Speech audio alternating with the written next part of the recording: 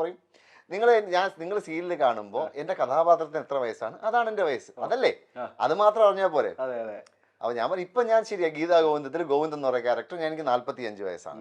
അപ്പൊ എനിക്ക് 45 വയസ്സാണ്. ഞാൻ അത് അതാ പറഞ്ഞു, ഗോവിന്ദൻ ഇപ്പൊ എത്ര വയസ്സാണ്, അതാണ് എന്റെ വയസ്സ്. അല്ല, അതാ പറഞ്ഞത്, ഗോവിന്ദൻ എത്ര വയസ്സാണ്, ആ വയസ്സാണ് എന്റേത്. ഇരുത്തിക്കൊണ്ട് പറയല്ല, ചേട്ടൻ ഭയങ്കര ഫെയർ ആ ചേട്ടൻ. അതായത് ഫെയർ എന്ന് വെച്ചാൽ ഒരു സിനിമ നമുക്ക് പറയാൻ പറ്റും ചേട്ടനെ കണ്ട അല്ലേ, അത്ര പറയാം. പക്ഷെ ഇല്ല ചേട്ടാ, ചേട്ടൻ കാണാൻ ഭയങ്കര കാഴ്ചയും ഒരു മമ്മൂട്ടി ലുക്കും ഉണ്ട്. നായികയാണെന്നാണോ കൂടി പറയത്തില്ലല്ലോ.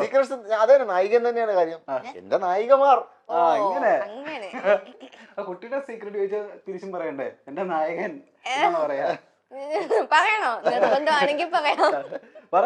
ഭയങ്കര ഫാൻ ബേസ് ആയി. പറഞ്ഞ പോലെ നിങ്ങളുടെ പല വീഡിയോസും വൈറലാണ്. ഞങ്ങൾ ഒരിടയ്ക്ക് നിങ്ങളുടെ റൊമാൻറ്റിക് സോങ് ഭയങ്കരമായിട്ട് മില്യൻസ് അടിച്ചു. ഇപ്പൊ കഥ എവിടെ എത്തി നിൽക്കുന്നുണ്ട് നിങ്ങളുടെ സീരിയലിലെ? കഥ ഇപ്പം ഉള്ളില് നിങ്ങൾ ഒന്നിക്കോ? അതെ, തീർച്ചയായിട്ടും. ഗീതാ ഗോവിന്ദം എന്ന് പറയുന്ന സമയത്ത് അത് അതിനകത്ത് ഒന്നിക്കണമല്ലോ. അത് എപ്പോഴെങ്കിലും അത് എപ്പോ ആവും എന്നുള്ളതാണ്, അല്ലെങ്കിൽ അതിലോട്ട് വരുന്ന ഒരു യാത്രയാണ് അതിന്റെ അകത്തൊരു പ്രശ്നങ്ങൾ. ആ വൃത്തികേട്ടവൻ ചേട്ടാ ഇപ്പൊ മാറിയ കഥയിൽ നിന്ന് അങ്ങനെ ഒഴിവാക്കാൻ പറ്റുന്ന അവനൊരു 10 ഇടിയും കൂടെ കൊടുത്തിട്ട് ഞങ്ങൾ മാറ്റുള്ളൂ. ഇപ്പൊ എന്തായാലും ഇപ്പൊ കഥ ഇപ്പൊ എന്താ പറയാ, എന്റെ മനസ്സിൽ പ്രണയമുണ്ട്, പക്ഷെ എനിക്കത് പ്രകടിപ്പിക്കാൻ പറ്റുന്നില്ല. എനിക്ക് ദേഷ്യമാണ്. ഇനിയിപ്പോ ഇവളെ കല്യാണം ജീവിതത്തിൽ ഒരിക്കലും കല്യാണം കഴിക്കില്ല എന്ന് പറഞ്ഞ് നിൽക്കുകയാണ്. അവളുടെ മനസ്സിൽ ഇപ്പോ എന്താ പറയുക, പ്രണയം തോന്നിക്കാൻ വേണ്ടിയിട്ട് പല ഭാഗത്തു നിന്നുള്ള പ്രഷറിൽ നിൽക്കുകയാണ്. അങ്ങനത്തെ ഒരു അവസ്ഥയിലാണ് നിൽക്കുന്നത്.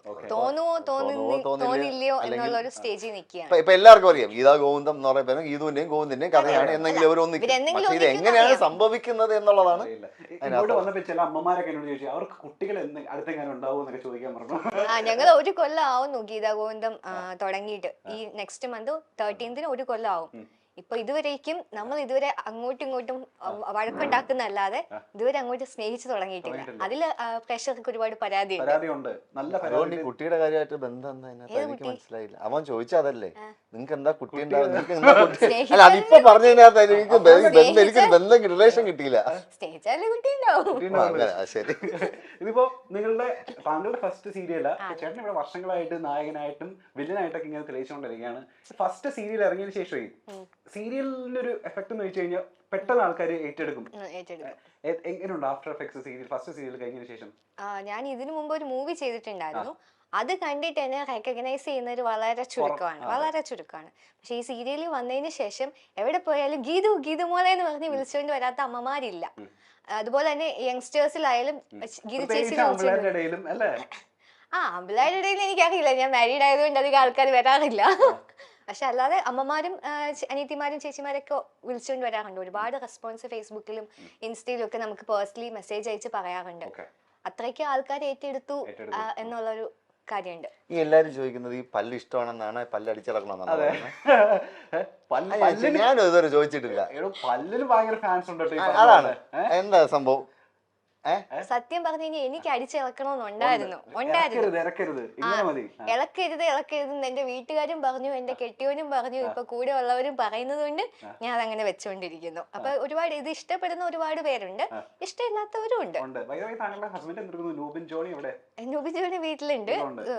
കള്ളം പറയരുത്. എന്ത്? അവൻ ജിമ്മിലാണ്. നമ്മളിപ്പോ വിളിച്ച് പറഞ്ഞല്ലോ, നമ്മൾ തിരിച്ച് പോകുമ്പോ ജിമ്മിലാണ്. എനിക്ക് എന്നെ അവിടെ ഇൻട്രോഡ്യൂസ് ചെയ്യാൻ എനിക്കൊരു ആളെ പരിചയപ്പെടുത്തരാന്ന് പറഞ്ഞിട്ടുണ്ട്. അതാണ് എനിക്ക് കൃത്യമായിട്ട് ഓർമ്മ. ചേട്ടാ, ഇപ്പൊ നിങ്ങളുടെ ഇന്റർവ്യൂസ് എടുക്കുന്ന സമയത്ത് നിങ്ങൾ പരസ്പരം അങ്ങോട്ടും ഇങ്ങോട്ടും നല്ല പുകഴ്ത്തല. എന്റെ നായിക ഇങ്ങനെയാണ്, ചേട്ടൻ ഭയങ്കര സഹായമാണ്, ചേട്ടൻ കുറെ ഇംപ്രൂവൈസേഷൻ ചെയ്യാൻ വേണ്ടി കുറെ കാര്യങ്ങൾ കൊടുക്കുന്നു. ഇനി അതൊന്നും കേൾക്കണ്ട, നിങ്ങളെ പറ്റി നല്ല കാര്യങ്ങളൊന്നും കേൾക്കണ്ട. പരസ്പരം ഇറിറ്റേറ്റിംഗ് ആയിട്ട് തോന്നുന്ന കാര്യങ്ങൾ എന്താ സെറ്റിലുള്ള സമയത്ത്? മനസ്സ് തുറക്കാറുണ്ടെന്ന് എനിക്കറിയാം. എന്നും ഒരു ഒരു കിൻഡൽ കണക്കിന് ഉപദേശമായിട്ട് വരും. ഒരു കിൻഡൽ കണക്കിന് ഉപദേശം. എന്തുകൊണ്ട്? അതാണ് അതിനകത്തുള്ള എന്റെ കാര്യം. ശരി, ഞാനൊരു ബിഗിനറാണ്. ബിഗിനറിന്റേതായിട്ടുള്ള കുറച്ച് ബുദ്ധിമുട്ടുകളും സ്ട്രഗിൾസ് ഉണ്ട്. പ്രാക്ടീസ് ഇല്ലല്ലോ. അപ്പൊ എനിക്ക് ചൂടൊക്കെ എടുക്കും. ഒന്നാമത് ഇവിടെ ഭയങ്കര ചൂടാണ്. അപ്പം ഞാൻ ഇതൊന്നും പറയണ്ടല്ലോ, എല്ലാം പറയുന്നുണ്ട്. ഇത്രയും ലൈറ്റ്സ് എല്ലാം വെച്ച് നമ്മൾ രാവിലെ മുതൽ വൈകുന്നേരം വരെ സീൻസ് ഇങ്ങനെ ചെയ്തുകൊണ്ടിരിക്കുമ്പോൾ നമ്മൾ ഭയങ്കരമായിട്ട് വേർക്കും. നമുക്ക് വേറെ ഓപ്ഷൻ ഒന്നും ഇല്ല, ചെയ്താലേ പറ്റൂ. അപ്പൊ ഞാൻ ചൂടെടുക്കുന്നു ഇങ്ങനെ പറഞ്ഞുകൊണ്ടിരിക്കും. നമ്മുടെ ഒരു സമാധാനത്തിന്. അതൊരു കുറ്റമാണോ അതിന്?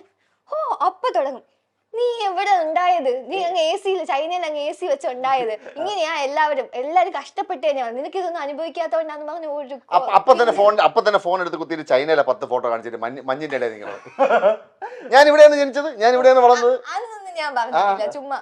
എന്നിട്ട് പറഞ്ഞു ചൂട് സഹിക്കാൻ പറ്റാത്തതുകൊണ്ട് കല്യാണം കഴിച്ചത് മൂന്നാറിലുള്ള ചെറുക്കനെയാണ്. കറക്റ്റ് ആണ്.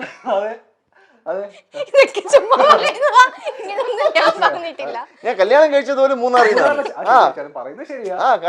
ഞാൻ ഒരു കാര്യത്തിന് വാ പൊളിക്കാൻ പറ്റത്തില്ല, അപ്പോഴേ കൗണ്ടർ അടിച്ച് വാ അടക്കി എല്ലാവരുടെ മുമ്പ് വെച്ചിട്ട് അവസാനം ഞാൻ സഹിയായിട്ട് സാധിച്ചേട്ടാ ഇനി മതി, ഇനി ചിലപ്പോ പറഞ്ഞു കഴിഞ്ഞാൽ ഞാൻ എന്തെങ്കിലും പറഞ്ഞു പോകും.